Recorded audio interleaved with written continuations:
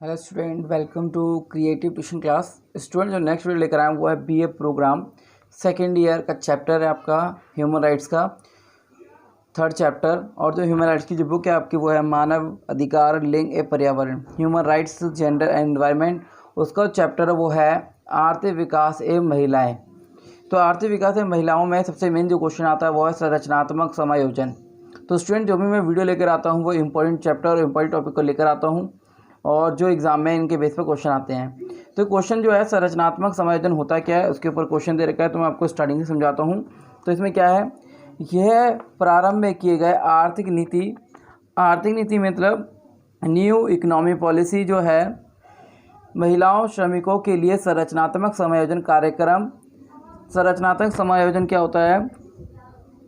Structure adjustment policy जो है आपकी कार्यक्रम से संभावित सकारात्मक एवं नकारात्मक प्रभावों पर चल रहे विवाद के प्रति एक सहयोग है। तो इसमें जो विवाद के जो एक सहयोग चलता है उसके ऊपर एक लेख तैयार किया गया है और महिलाओं के जीवन एवं कार्य पर इन आर्थिक नीतियों के राजनीतिक एवं सामाजिक प्रभावों को शहरी कामकाजी महिलाओं की आजीविका एवं सशक्तिकरण के लिए रणनीति के विकास के साथ जोड़ने का प्रयास करता है। तो स्टूडेंट्स में बताएगा किस प्रकार से ये महिलाओं के एक तरीके से नीतियों का विकास करने के लिए रणनीतियों का उनके साथ जोड़ने का प्रयास करता है। नेक्स्ट जो पॉइंट है वो है यह लेख महिलाओं के जीवन एवं कार्यक्रम इन आर्थिक नीतियों को राजनीतिक सामाजिक प्रभावों कामकाजी महिलाओं के आजीविका सशक्तिकरण के लिए रणनीति के विकास के साथ जोड़ने का प्रयास करता है, जो मैंने आपको भी बताया। इसमें सबसे मेन है कि संरचनात्मक समायोजन के संदर्भ में स्वचालित एवं तकनीकी के परिवेश में पर्वतीय महिलाएं जो रोजगारों का हाथ कर रही हैं और साथ ही ऐसी संगठनात्मक रणनीतियां को सुझाव भी देता है जो विशाल आर्थिक दबावों के सामना करने के लिए महिलाओं और संसाधनों की दृढ़ता प्रदान करती है। नेक्स्ट है इसमें कि महिलाएं के समूह ने संभावित नकारात्मक प्रभावों के भय को देखकर खासकर कामकाजी महिलाओं के जीवन पर इसके प्रभावों के भय को अभिव्यक्त करने के लिए अनेक प्रगतिशील स्वयंसेवी संगठनों के साथ हाथ मिलाया है। तो सबसे मेन है कि किस प्रकार इन्होंने हाथ मिलाया है और हाथ मिलाने के बाद इनके से किस प्रकार से महिलाओं को एक तरीके से रोजगार में एक तरीके से परिवर्तन आया, तो इसमें बताया गया है। नेक्स्ट इसमें कि भारतीय महिलाएं जो हैं दरिद्रता परिवारों की महिलाएं और बच्चे मंदी एवं सबसे अधिक प्रभावित हुए हैं। कुपोषण, कार्यभार, मृत्यु दर आदि प्रभावों के अतिरिक्त अध्ययन दर्शाते हैं कि किस प्रकार CAP स्ट्रक्चरल एडजस्टमेंट पॉलिसी के शुरू होने के बाद वे पारंपरिक उद्योग बंद होते गए जो बड़ी संख्या में महिलाओं को रोजगार प्रदान करते हैं। नेक्स्ट है महिलाओं के एक असुरक्षित एवं शोषित वर्ग का रूप ले लिया है और प्रति 1000 पुरुषों के पीछे 923 महिलाएं की दर से भारत विश्व के सबसे कम लिंग अनुपात वाले देश में से एक है जिसमें लगातार गिरावट आई है। और गिरावट आने के कारण क्या हुआ है, 1981 जो था 1981 में यह केवल 39.4% महिलाएं साक्षर हैं और आजीविका के लिए काम करने वालों में पुरुषों की तुलना में स्त्रियों की संख्या कम है। नेक्स्ट बताया गया है इसमें कि संरचनात्मक समायोजन की प्रतिक्रिया स्वरूप महिलाएं अपने अस्तित्व के लिए रणनीति तैयार की जिसे अप्रत्यक्ष समायोजन कहते हैं। तो उन्होंने खुद एक रणनीति तैयार की किस प्रकार से उन्हें काम करना है, तो उसके लिए उन्हें एक रणनीति तैयार की जिसे प्रत्यक्ष समायोजन कहा गया है। नेक्स्ट इसमें बताया गया कि संरचनात्मक समायोजन के प्रति क्रिया स्वरूप महिलाओं के अस्तित्व के लिए नई रणनीति तैयार की गई है जिसमें अप्रत्यक्ष समायोजन कहते हैं, जैसे मैंने आपको बताया अभी। तो इसमें सबसे मेन महिलाओं की एक तरीके से समायोजन संरचना को दर्शाया गया है। नेक्स्ट आता है इसमें संरचनात्मक समायोजन के काल में महिलाओं की अस्तित्व की रणनीतियाँ। ये वेरी इंपॉर्टेंट टॉपिक है कि क्या क्या रणनीतियाँ हैं। तो मैं बताता हूँ। पुरुषों की अपेक्षा स्त्रियों में समुदाय की आवश्यकता के प्रति चेतना की प्रवृत्ति अधिक दिखाई देती है क्योंकि महिलाएं ही हैं जो घर की सेवाओं के प्रति समस्या से जूझती हैं। और किस प्रकार समस्या से जूझती हैं, इसके परिणाम से शहरी सेविकाओं के सुधार की मांगों में भी महिलाएं प्राय भाग लेती रही हैं और भाग लेने के कारण क्या हुआ, उन्होंने अपने एक तरीके से महत्वपूर्ण भूमिका निभाई है। नेक्स्ट है महिलाओं के अस्तित्व की रणनीति प्राय समुदाय में अनेक संगठित संबंधों के तंत्र में के निर्माण पर निर्भर करती है। 1986 में शिल्पकारियों के समूह द्वारा गुयाना शुरू किया गया और रेड थ्रेड मूवमेंट एक अन्य महत्वपूर्ण उदाहरण है। तो ये एक तरीके से महत्वपूर्ण उदाहरण बताया गया है।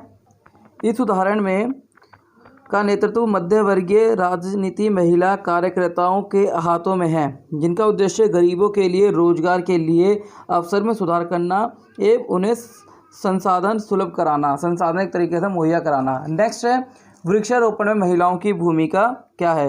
तो मैं इससे पहले आपको बताया था, जो मैंने आपको पॉइंट बताया कि रणनीति क्या है, तो मैंने 1986 का जिक्र किया। फिर उसके बाद है खासकर संयुक्त राज्य अमेरिका, मैक्सिकन सीमावर्ती क्षेत्र में तथा श्रीलंका, बांग्लादेश मलेशिया आदि क्षेत्रों में सुशिक्षित महिलाओं के लिए कॉल सेंटर, डाटा एंट्री जैसे नए नए अवसर खुले हुए हैं ताकि महिलाओं को रोजगार प्रदान हो सके। नेक्स्ट है वृक्षारोपण में महिलाओं की भूमिका कि महिलाओं की भूमिका क्या है। तो बताया गया है कि 1989 में जो वनगारी मिठाई को women and women of the world पुरस्कार से सम्मानित किया गया। यह पुरस्कार उन्होंने 1997 में केन्या में ग्रीन बेल्ट मूवमेंट, जिसको GBM के निर्माण के प्रत्यक्ष उपलक्ष्य में दिया गया। तो उसमें बताया गया कि महिलाएं की राष्ट्रीय परिषद के साथ कार्य करते हुए उन्होंने संपूर्ण केन्या में 10 करोड़ से भी अधिक पेड़ों का वृक्षारोपण के लिए समुदाय का सम्मति प्राप्त की। सम्मति मतलब कि एक तरीके से सम्मान प्राप्त किया और उसमें वृक्षारोपण मतलब अधिक से अधिक पेड़ लगाने का प्रयत्न किया गया। नेक्स्ट आता है इसमें ग्रीन बेल्ट मूवमेंट GBM एक निचले स्तर पर बहुउद्देशीय वृक्षों की कृषि को बढ़ावा देना है, जिसमें पेड़ों की कटाई ना हो, कम से कम हो और उनको बढ़ावा दिया जाए पेड़ों को लगाने के लिए।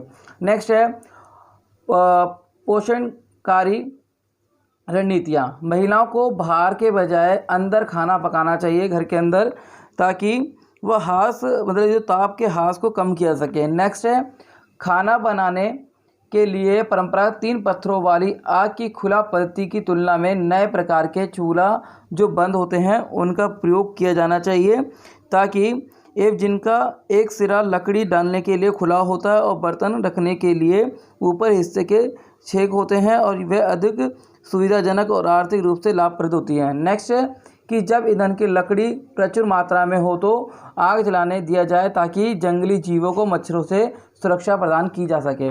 नेक्स्ट है एल्यूमिनियम के बर्तन छोड़कर मिट्टी के बर्तन का प्रयोग की जाना चाहिए, कि मतलब कि सबसे मैंने कि मिट्टी के बर्तनों का प्रयोग किया जाना चाहिए, क्योंकि एल्यूमिनियम के बर्तन जो होते हैं अधिक ऊर्जा साधक होते हैं और मिट्टी के बर्तन धीरे बर्तनों के स्थान ले रहे हैं और हालांकि इनका मूल्य अधिक होता है।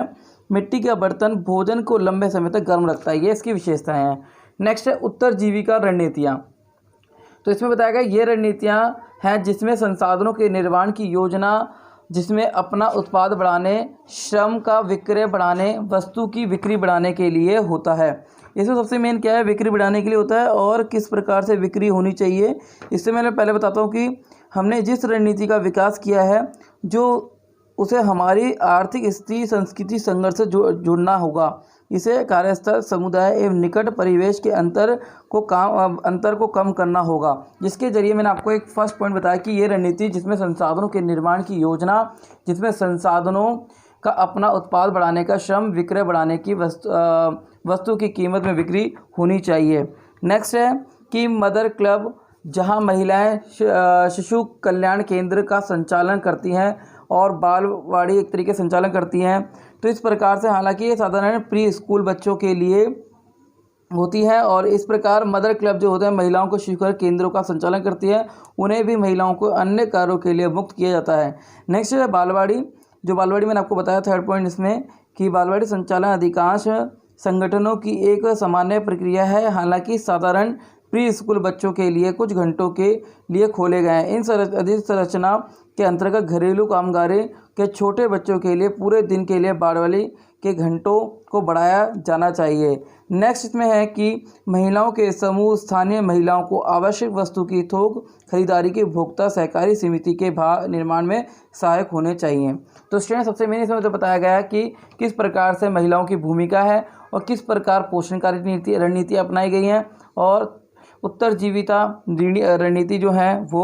और नेक्स्ट इसमें जो टॉपिक आता है वो महिलाओं के स्वयंसेवी समूह, जो ये छोटा सा टॉपिक है जिसको आप अपनी बुक से पढ़ सकते हो, मगर जो मेन इंपॉर्टेंट जो टॉपिक था मैंने आपको बताया है और बहुत शॉर्ट तरीके से बताया है। उम्मीद करता हूँ कि वीडियो आपको समझ में आई। इसको लाइक करें, शेयर करें। धन्यवाद।